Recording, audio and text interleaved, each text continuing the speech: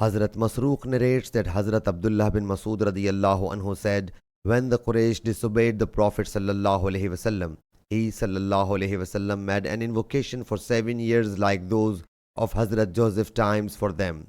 So they experienced such famine and catastrophe as they even consumed bones. Therefore, whoso amongst them would look at the sky would see only something like smoke between himself and the sky. Whereupon Allah Jalla Jalaluhu revealed this verse, therefore wait you for the day when the sky will bring a clear smoke that it shall cover the people. This is a painful torment.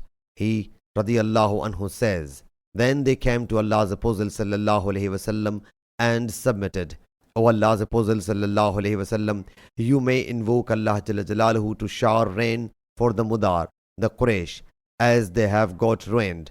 He sallallahu alaihi wasallam said to the Quraysh, you act to be extremely brave. Now confront with Allah Jalla Jalaluhu.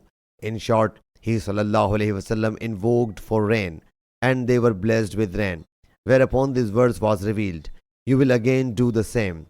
So when the prosperity was bestowed on them, so no sooner did they become prosperous than they returned to their original state.